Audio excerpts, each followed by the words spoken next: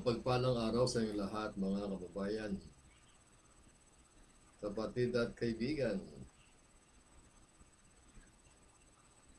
Grace to you and peace from God, our Father and the Lord Jesus Christ. Sumanyo nawa ang biyaya at kapayapaan mula sa Diyos na ating Ama at sa Panginoong Kristo. Welcome sa ating inductive Bible study na handog sa inyong Snatch Away Facebook page at YouTube channel. Ako ang inyong kaibigan at lingkod, Elec Ebreo, at ngayong araw na ito ng Lunes, tayo magpapatuloy sa ating ginagawang pag-aaral sa Gospel of Matthew at sa kasalukuyan tayo nandito na sa chapter 5 sa Sermon on the Mount, tinatawag ding Beatitudes itong ating pinapag-aralan sa chapter 5. Ang Beatitudes, how happy. Ibig sabihin ng Beatitudes o anong saya. O anong saya na isang tao mayroong relasyon kay Jesus Christ na personal. At atin na napag-aralan ang dalawang Beatitudes, ang blessed are the poor in spirit, for they shall see the kingdom of God, and blessed those who mourn, for they will be comforted. At ngayon naman ay blessed are the meek, for they shall inherit the earth. Ay mga kaibigan, talagang ang inyong lolo ay nagpipilit lamang at talagang mahina na ang dila, matigas na sa pagbabasa. Anyway, ang mahalaga, meron tayong panahon sa pag-aaral sa salita ng Panginoon at dagdagan nyo na lang ang inyong pangunawa at sana maintindihan nyo ang ating ginagawang pag-aaral sapagkat ang ating pinapag-aralan ay dakila at walang kasing dakila kundi ang ating Panginoon sa Kristo na nagbigay sa atin ng buhay na walang hanggan sa mga sumampalataya sa kanyang ginawa. Na ang kanyang ginawa ay ang pagsasakripisyo ng kanyang buhay sa krus ng Kalbaryo upang ating kasalanan ay mabayaran at ang kanyang pagbabuhay ng muli ay upang magkaroon tayo ng kaligtasan at buhay na walang hanggan at makakapiling natin siya ng walang hanggan, walang katapusan. At habang tayo naghihintay dito ng kanyang pagkuha sa atin, ay tayo nag-aaral at naghahanda at namubuhay upang siya dakilain at makayag ang kanyang kadakilaan sa ating buhay. Okay, so sabi nga, yung Bible natin pinapag-aralan ay Bible means book. Instruction before leaving earth. Kaya ito nag-aaral ng Biblia ay upang makilala natin siya ng higit na malalim ng personal at magkaroon tayo ng kaugnayan sa Kanya. At marami pa tayong matututunan sa ginagawa natin pag-aaral dito sa Gospel of Matthew. At iba pang bahagi ng Biblia kung saan tayo ay mag-aaral patuloy. At ito ating ginagawa pag-aaral sa Inductive Bible Study ay tuwing alas 3 ng hapon, mula Lunes hanggang Biyernes. Ganon din, meron tayong bagong segment sa umaga, ang Israel Connection. Ito tuwing alas 9 ng umaga, araw-araw din. At tuwing Miyerkules naman, ang ating pag-aaral ay ang Revelation. At tayo nasa chapter 6 na Revelation. At kung Sunday, nandun tayo sa Epistle of Romans. Kaya yung mga kaibigan, marami kayong mapapanood dito sa channel na to. Itong Snatch Away. Nag-aandog sa inyo ng mga kaunting kaalaman, dagdag kaalaman sa iyong buhay pananampalataya. At kung hindi pa sumasampalataya, sana magbukas itong program na to para magkaroon kayo ng personal na pagkakilala sa ating Panginoon sa Kristo. Okay, at ngayon tayo datapos sa ating pag-aaral sa ikatlo na Beatitudes. Blessed are the meek, for they shall inherit the earth. Yung dalawang Beatitudes na atin na pag-aralan ay nasabi ko nga sa inyo, it is emptying process. Hinuhukay ng malalim ang ating buhay at inaalis ang laman upang mailagay ang malalim na pundasyon ng pundasyon ay walang iba kundi si Jesus Christ upang ang ating buhay pananampalataya ay maging matibay. Sapagkat ang buhay ay maraming pagsubok katulad ni Jesus Christ, sinubok siya, pinukso, subalit dahil sa salita ng Diyos, siya naging matibay, kaya ang salita ng Diyos ang nagpapatibay sa ating buhay pananampalataya. Sapagkat sinabi nga niya, na hindi lang sa tinapay na bubuhay ang tao, kundi sa bawat salita na nanggagaling sa bibig ng Diyos. Kaya napakahalaga mga ibigan ang ating ginagawang pag-aaral. So ngayon naman, itong Sermon of the Mount o itong Beatitudes natin pag-aralan ay pagtuturo ni Jesus Christ sa kanyang mga disciple, not sa multitudes. So sa iba na walang relasyon kay Jesus Christ, ang pakinabang sa pag-aaral na ito ay makakilala. At yan ang hangarin natin at pagkatapos makakilala ay ma-disciple niya. Sa pagkatapos ang discipleship, ang pagkakaroon ng training at yung training na yan, pagsasanay at upang maging lingkod ni Jesus Christ. So hindi ba nanatiling ang ating buhay pananampalataya ang tawag dito, ay magkakaroon ng saysay. Hindi lamang tayo tagasunod. Hindi lamang tayo ay hindi lamang naniniwala, kundi ito magiging estudyante at ay magiging bahagi din ng kanyang gawain. Katulad dito ating ginagawa, ito sa bahagi ng gawain ni Jesus Christ and teaching. 90% of His ministry on earth when He was here on earth is 90% teaching. Kaya ang ginagawa natin ay pagtuturo sa abot nating makakaya sa biyaya ng Banal na Espiritu. So, the main focus of Jesus is educating His disciple. Kaya mga kaibigan, dito sa Sermon of the Mount,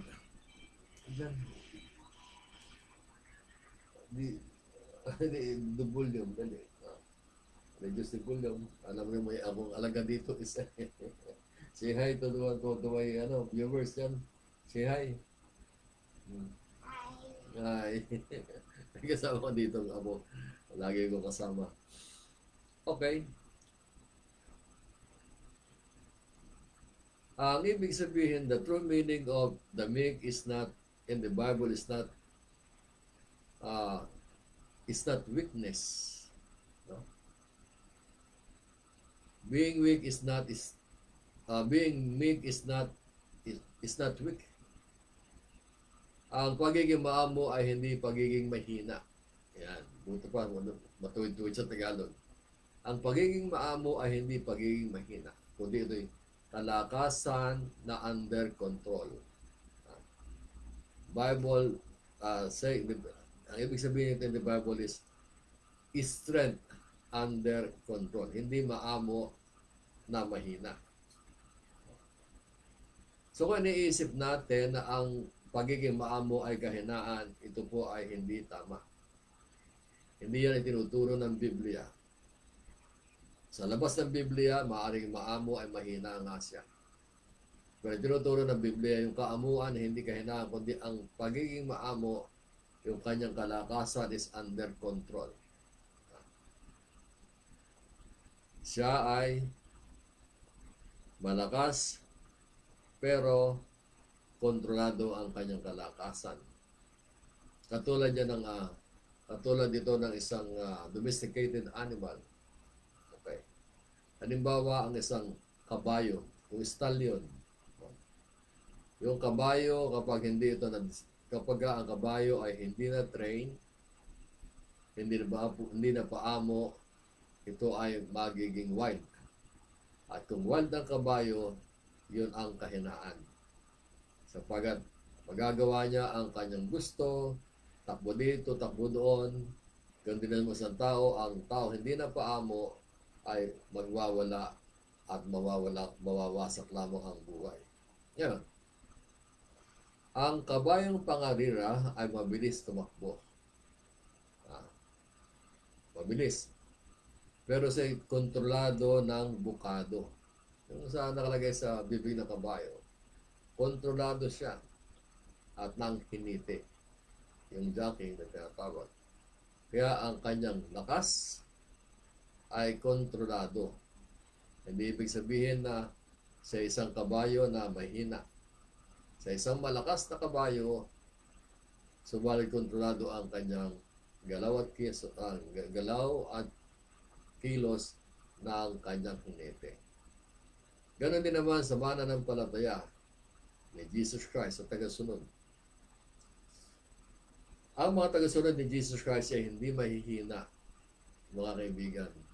Kaya lang ang buhay niya ay under control ng kapangyarihan ng Diyos. We are under the control of the Holy Spirit. Hindi sabihin mahina ka, maamo ka, kundi ikaw ay malakas na pinaamo. At ang iyong galaw at kilos ay refined, maayos, malinis. At yan ang pagiging maamo, hindi pagiging mahina. So yan mga kaibigan, ang isang katibayan na sa pagtuturo sa atin ni Jesus Christ, nababago ang ating ugali, asal at gawi. Nababago. Kaya ang tunay na disipulo ni Jesus Christ ay mga disiplinado. Ang ibig sabihin ng disiplinado, kontrolado. Yes, we are controlled by the Holy Spirit, pero hindi yun. Hindi tayo kinokontrol upang maging alipin.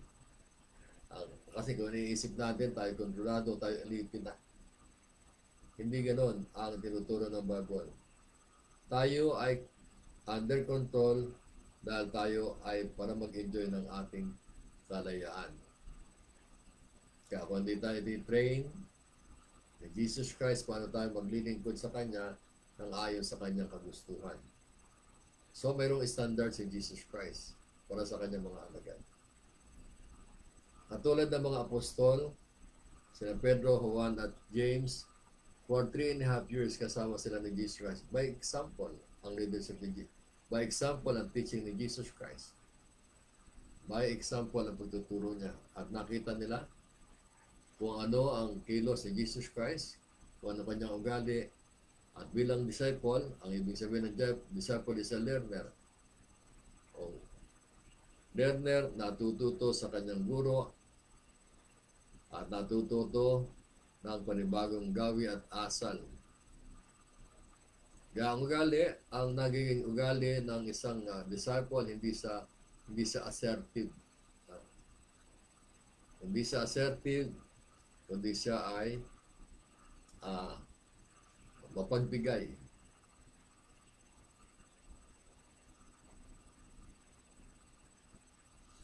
So, ang maamo, enduring and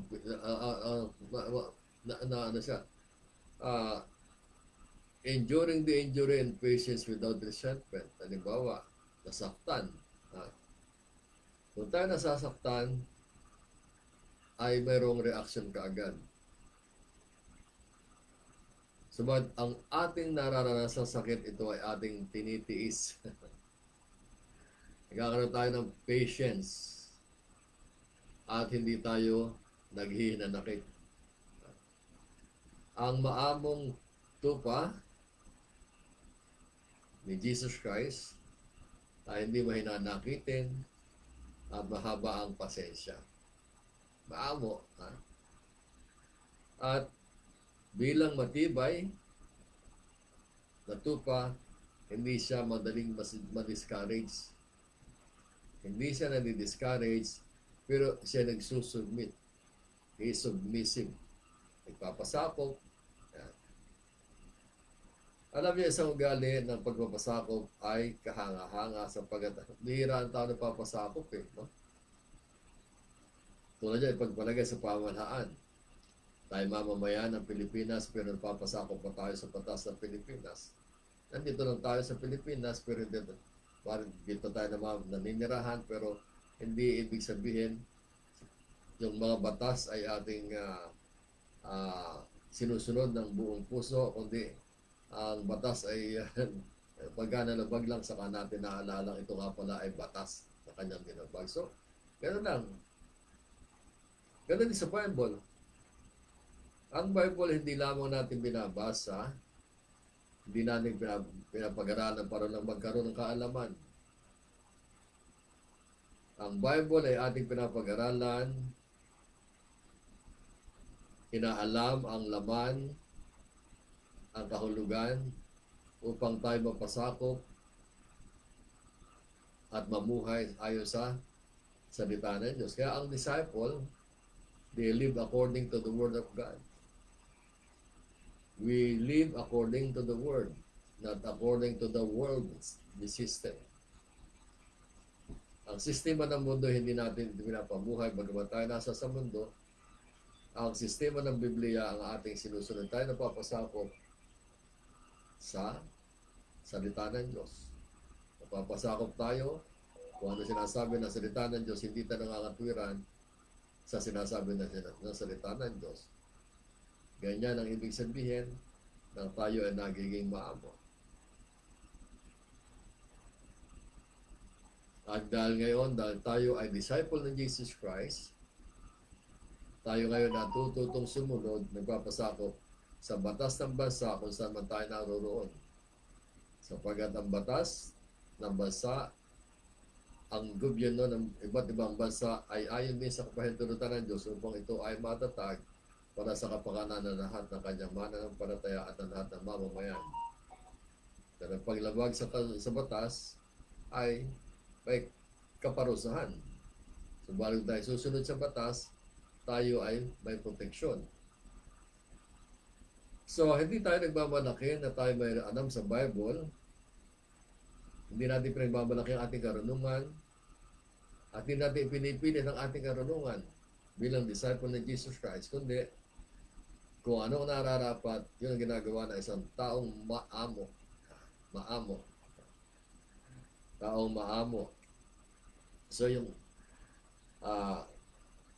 ang spiritual meekness ng isang tao ay hindi yung kanyang self-will, kundi yung kanyang concern continually on the ways and ideas and wishes ng kanyang Panginoon.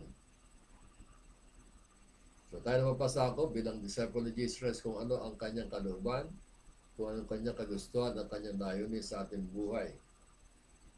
Hindi natin pinipilit ang ating mga sarili.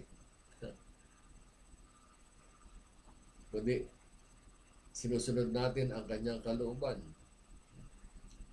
Tayo maamo, hindi tayo nagre-rebelde, hindi natin ang ating sarili ay hindi natin na ginigit yung ating lakas at kaalaman.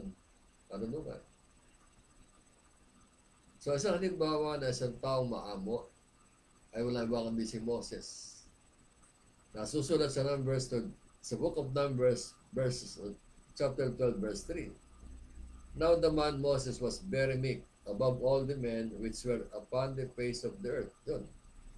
Ang halimbawa dito ni Matthew, isang halimbawa, hindi pala si Matthew. So isang halimbawa na ating natukoy sa ating pag-aaral ay si Moses. Si Moses ang isa sa pinaka maamong tao sa balat ng lupa ayon sa Book of Numbers chapter 12 verse 3. Sino ba si Moses, mga kaibigan? Si Moses ay anak na isang na mag-asawang Hudyo. At noong panahon ay panak si Moses sa mayroong kautusan ang Pero ng Pero ng Egypt na lahat na lalaking isisilang ay dapat patayin. Dahil ang Pero ng Egypt noon ay hindi na nakikilala ang kasaysayan ni Joseph na naging prime minister, naging emperador ng Egypt. Dahil dumadami ang populasyon ng mga Hudyo sa Egypt. Ang nais ngayon ng Pero, ng panibagong Pero, ito yung ika-4 na daang taon na pagiging paninirahan ng Israel sa Egypt. At ang gusto ng Pero ay ito'y alipinin na ang lahat ng mga Hudyo at natatakot sila ng Pero na pagka dumami ang mga kalalakihan ay ma-overthrow ang kanyang government, ma-overthrow ang Egypt. Dahil doon, itong si Moses, na anak ni Aram at ni Jochebed, ay tinapon, inagay sa isang sisidlan o parang tampipi o isang kahon na nilagyan ng alkitab, pinaanod sa ilog ng Nile, sa Nile River. At ito'y nakita ng anak ng Pero habang pinasundan naman sinusundan naman ni Miriam ng kanyang kapatid ayon sa utos ng kanyang magulang upang malaman kung ano mangyayari sa bata. At ito'y nakuha nga ng anak ng Pero at inalok ng bata na yung bata na napulot sa ilog ay alagaan ng isang Israelita. At ang nag-alaga kay Moses sa kanyang sariling ina sa palasyo ng Pero. So si Moses ay lumaking mahusay sapagkat pinag-aaral siya ng Pero at siya ngayon ang maging tagapagmana ng kaharian ng imperyo ng kaharian ng Egypt, ng Egyptian Empire. Subalit lumaki si Moses sa turo din ng kanyang ina na siya isang Hebreo o Hudyo. Kaya nang si Moses ay 40 years old na, dinalo niya ang kanyang mga babayan sa Goshen, sa Egypt. Close the door. Then close the door. Go inside. So, dahil nakita niya na minamaltrato ang kanyang kababayan, ay pinatay niya yung Egyptian at binaon niya sa buhangin. At dahil nabalita ka ng Pero, ang kanyang ginawa, siya tumakas pumunta sa Midian. So, yung first 40 years ni Moses ay sa palasyo. At yung second 40 years ay doon sa Midian, sa kamag-anak niya, sapagat yung Midianites ay anak din ni Abraham. And for 40 years na natili siya doon hanggang siya maging isang pastol. At alam niya naman ang pastol sa panahong yon ay napakababang uri ng hanap buhay. At tinawag siya ng Diyos upang sa pamagitan niya iligtas sa pagiging alipin ng Egypt ang Israel. Ay sumunod siya sa Diyos at siya naging maamo. Bagaman siya nagkasalindibad ng huli, pero siya maamo si Moses. So mula sa palasyo hanggang sa disyerto at nagbalik siya sa Egypt upang iligtas ang bayang Israel na siya ay nabago ang pagkatao. Hindi na siya matapang na si Moses na siya yung tagapagmana ng kaharian ng Egypt. Pero yung tinilikuran niya para sa isang bayan ng gusto niya makita ang bayan ng Diyos, mga kaibigan. So, si Moses ang isang halimbawa ng isang taong maamo. Si Jesus Christ, nang siya'y hulihin, na siya'y paratangan sa kasalanang hindi niya ginawa, na siya'y inuusig ng Sanhedrin at na siya'y padala kay Pilato upang usigin din, si Jesus Christ ay tahimik. Maamo siya. Hindi niya sinabi, oy anak ng Diyos na makapangyarihan, kaya ko iligtas sa aking sarili, kundi siya maamo na sumunod sa kalooban ng Diyos. Hindi mahina si Jesus Christ at hindi rin mahina si Moses. Kaya nga lang, siya naging maamo dahil sa kalooban ng Diyos ang naganap sa kanilang buhay. Kung ginamit ni Jesus Christ sa kanyang lakas, wala tayong kaligtasan, mga kaibigan.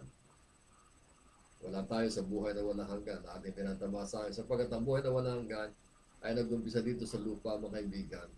Nang tanggapin ng sino man si Jesus Christ bilang Panginoon at tagapagligtas, ay nag-umpisa ng kanyang buhay na walang hanggan. Sapagkat wala ng kaparusahan ang kay Jesus Christ. At sa kanyang pagkuha sa rapture of the church, makakapili ng Jesus Christ ang lahat ng believers. At sa pagbabalik niya sa Israel upang iligtas ang Israel, makakasama ng Jesus Christ ang Israel sa kanyang kaharian ay tatatag yung millennial kingdom ni Jesus Christ, mga kaibigan. Kaya, masasabi ba natin mahina si Jesus Christ? Masasabi ba natin mahina si Moses? Hindi sila mahina, kundi sila maamo at napasakop sa kalooban ng Diyos. Ang ginawa nilang pagiging maamo ay hindi pagpapasakop kung kanino man, kundi nagpasakop sila sa kalooban ng Diyos. Ang pagiging ng maamo ay dahil sa gawa ng Diyos sa kanilang buhay. Check that, the volume. Reduce the volume. That's so loud. Okay? So, yan mga kaibigan, ng pagiging maamo, ang ibig sabihin ng isang maamo ay hindi mahina.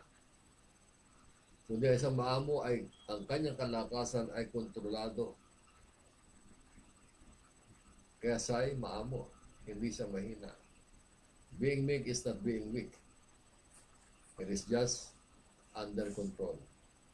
So ang buhay natin bilang believers and disciple of Jesus Christ is under control. Kung walang control ang ating buhay mga kaibigan, kung tayo hindi magiging maamo, hindi tumakontrol ang ating buhay, ano mangyayari sa buhay natin? Kapahamakan at ang gamitin natin mga lakas. Yung ating kalakasan, kahinaan naman pala. Ang ating kalakasan, ang pagiging maamo natin, ang siyang kalakasan. Okay, so,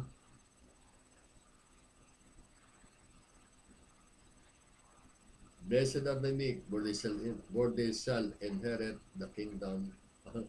For they shall inherit the earth. Taka nga ba yun? Blessed are the meek, for they shall inherit the earth. Anong mundo ang mamanahin, mga kaibigan? Ano sinasabing mamanahin natin? Ang daigdig. Mga kaibigan, hindi po ang daigdig ating mamanahin. O kaya sinasabi, ang lupa, mamanahin natin ang lupa, mapalad ang mga maamo sapagkat mamanahin natin nila ang lupa. Wala tayong mamanahin lupa, mga kaibigan. Hindi natin mamanahin ang daigdig na to. Ang sistema ng daigdig ay hindi natin mamanahin. O ang lupa ay hindi natin mamanahin. Ang ibig sabihin nito, ano ba ang ating mamanahin? We shall inherit the earth. So mabubuhay tayo sa daigdig na to na mapayapa. Ayan.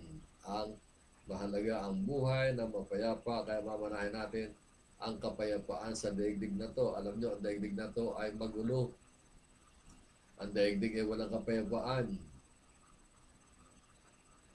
Sa katotohanan yan, sa bawat tahanan, mayroong mga wala rin katahimikan sa mga tahanan. Nandiyan din ang struggle natin sa mga tahanan, lalo na kung walang revelasyon kay Jesus Christ. Sa lipunan, wala tayong katahimikan sa lipunan. Sa pamahalaan, ano ating natatanggap? Inaasikaso ba ng mga pamahalaan ng ating welfare? The government is for the people and by the people and for the people. So nararanasan ba ng mga tao ang tunay na hustisya? Nararanasan ba ng tao ang tunay na pagkalinga ng pamahalaan? Ang lahat ng bagay nito mga kaibigan ay may kakulangan. Kulang ating nararanasan, kaya ang tao hindi maamo. Tayo mapaghimagsik, laban, hindi tayo napapasakop. Pero ang tunay na maamo ay hindi mahina sapagkat tayo pinaamo ni Jesus Christ. Kaya mamanahin natin ang lupa. Ano mamanahin natin? Ang katahimikan sa daigdig na to. Tayo mabubuhay sa gitna ng magulong daigdig, magulong lipunan na may katahimikan with the peace of God and peace with God. Kaya ang mga lingkod tulad ni Paul, si Pablo, si Saul na naging Pablo ang isa sa apostol ni Jesus Christ, yung pinakahuli niyang apostol. Ano ba ang kanyang pagkatao? Si Pablo ay isang Hudyo, siya isang Pariseo, at siya malupit sa mga tagasunod ni Jesus Christ. Pero siya makatagpo ni Jesus Christ sa road to Damascus. Sinabi niya, Saul, Saul, why do you persecute me? Who are you, Lord? I am Jesus, whom you are persecuting. So si Paul na dating persecutor ng believers and disciple of Jesus Christ ay naging persecuted. Ano naging buhay ni Pablo noon? Malaking pagkakaiba naging buhay ni Pablo sa pagiging Pariseo hanggang sa siya maging apostol ni Jesus Christ na bago kanyang buhay. Siya ay naging maamo. Kaya mga kaibigan, ang mga tao na nakakakilala kay Jesus Christ ay babago ang kanyang asal, ugali at gawi sapagkat tinuturuan siya ni Jesus Christ. So we're studying the Bible, hindi nga si Jesus Christ ang nagtuturo sa atin ngayon. Hindi katulad ng panahon ng mga apostol na direkta si Jesus Christ ang nagtuturo. Pero si Paul, hindi si Jesus Christ ang nagturo sa kanya, kundi ang banal na Espiritu at pinakilala ng banal na Espiritu kay Paul, si Jesus Christ. At katulad din natin ngayon, tayo nag-aaral ng Biblia, bagamat hindi ang apostol nagtuturo sa atin, kundi itong mga disciple. Isipin nyo, magmula sa Jerusalem, lumaganap ang Ebanghelyo sa buong daigdig. Sa lahat ng panig ng daigdig ay may mga Kristiyano, and they were persecuted. Lumalaban ba mga Christian sa mga persecution na nangyayari sa forbidden countries? Anong ginagawa ng China, ng Russia, ng Middle East, ng Africa sa mga believers ng Jesus Christ? Sila'y nangamatay ng mga martir. Hindi sila nagrebuilde, hindi sila lumaban. Napugutan sila ng ulo. Tulad ni Peter. He was crucified upside down. Si Paul, paano siya namatay? Sila ba yung lumaban? So, alam nila na kung ano mangyari sa kanila, mamanahin nila ang langit.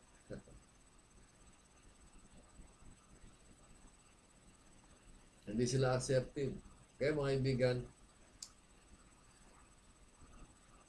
matibay ang kalooban ng isang taong mananampalataya ni Jesus. Ito na ng iyong lingkod, mga kaibigan. I know that I know one day I will see Jesus Christ face to face. Hindi ko alam kung paano ako mamamatay. Kung ako'y mamamatay sa sakit o sa rapture. Ang mahalaga, alam natin kung saan tayo tutungo. Ang mahalaga, alam natin na tayo nabubuhay sa mundo dito na pansamantala lamang sapagkat kung tayo nandito sa mundo, nandito buhay tayo dito. Kung tayo disciple ni Jesus Christ, tayo ay pagmamana ng lupa. Ano ibig sabihin? Ang kapayapaan ang ating magiging buhay dito sa daigdig. At yan ang una ko naranasan mga kaibigan. Nung kayo mo born again, ang unang naramdaman sa sarili ay peace. Nagkaroon ng kapayapaan sa aking puso. Bagaman, apektado na tayo ng buhay sa daigdig na to. Pagtaas ng presyo ng bilhin, siyempre, kailangan natin ng pera.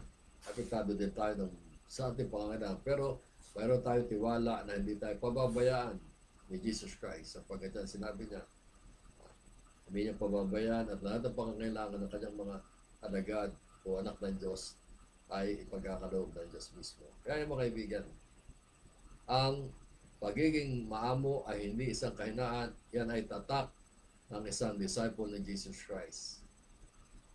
Kaya tayo ngayon, bilang mananampalataya, kinakailangan maging disciple at dadaan tayo sa teaching, sa discipleship training. So, ang pinakamainam na discipleship training natin ay yung tayo ay nagbabasa ng salita ng Diyos, pinapag-aralan, at mapalad kayo kung kayo ay membro, kung kayo kasali sa isang congregation ng church, isang kongregasyon, nag-aaway ng Panginoon, na ang pastor ay teacher at nagtuturo by example. Yan ang kagandahan ng discipleship. May mga discipleship training program ang mga churches, iba-iba ang pamamaraan ng kanilang discipleship, pero hindi natin alam. Iba-iba kasi ang denomination, iba-iba ang kanilang mga layunin. Pero mahalaga, pag-aralan mo mabuti at manood ka, makinig ka sa pagtuturo ng mga sanay, bihasa sa salita ng Diyos. Tulad ngayon mga kaibigan, sinasabi ko sa inyo, ang meek ay hindi weak. Ang pagiging maamo ay hindi kahinaan. Ito ang pagiging matatag na katangian ng lingkod na Jesus Christ. At mamanahin natin ang lupa. Ibig sabihin, kung tayo disciple ng Jesus Christ, mabubuhay tayo mapayapa dito sa lupa. May kapayapaan ang ating buhay may tibay, may katatagan tayo sa pananampalataya. Kaya mga kaibigan, ang nahandog ko sa inyo, ang ginagawa natin araw-araw dito sa ating programang Inductive Bible Study, sapagkat dito makita natin sa salita ng Diyos, ang buhay ay mababago. Kung ipamumuhay natin ang salita ng Diyos, mga kaibigan. Ang salita ng Diyos ay ating binabasa, pinagbubulay-bulayan, hindi namin memorya. Kailangan natin malaman ang ibig sabihin nito at ito ay ating may pamuhay. At kung tayo mabuhay sa salita ng Diyos, tayo ay mapalad na alagad ni Jesus Christ. Yan ang kailangan natin. Hindi lang magaling, marunong sa salita, ang pinamahusay, pinamagaling ay ang nabubuhay, ipinamumuhay ang salita ng Diyos. Okay, maraming salamat sa inyong panunood ng ating inductive Bible study ng mga kaibigan. Ngayon, kung hindi ka disciple, ay pag-aralan mo salita ng Diyos hanggang sa maging disciple ka ni Jesus. Hindi sapat ang ngayon nananampalataya lamang ang mahalaga. Meron pinagawa para kay Jesus Christ. Maging lingkod. Aanin mo ang karunungan mo kung hindi mo nang gagamitin sa paglilingkod kay Jesus Christ. Alam mo naman kailangan ng daigdig si Jesus Christ. Siya ang kailangan sa pag-asa ng bayan. Wala nang iba. Wala na tayong pag-asa. Maliban sa Kanya. Okay, inimbitahan ko rin kayo mga kaibigan na subaybayan nyo ang aking pagtuturo tuwing umaga, ang Israel Connection. Ito yung inimpisa ko na kaninang umaga. Ito rin ay ginagawa ko mula Lunes hanggang Biyernes, alas 9 ng umaga, araw-araw. Yan. Kaya mga kaibigan, ako ay maraming karamdaman pero sa abot na aming makakaya, ang kaunti kong lakas ay ginagamit ko sa paglilingkod kay Jesus Christ para sa kawaratian ng Diyos Ama. At ito mayroong mararating. Sabi nga, invest your treasure in heaven. Mag-iipon ka na kayamanan sa langit. Kaya alam ko, for 39 years I'm trying to save. Ayun ang aking deposit, yung aking bangko ngayon ay nasa langit. Nag-iipon tayo upang pagdating natin doon, meron tayong reward. So, the Lord bless you and keep you.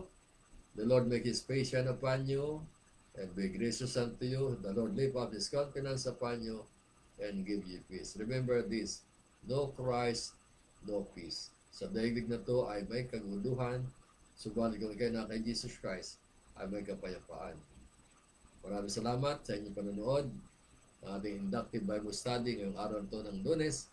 Hanggang bukas, tuloy-tuloy tayo sa ating ginagawang pag-aaral. Magandang araw sa inyong lahat. Ako nga pala si Eleg Ebreo, ang inyong kaibigan.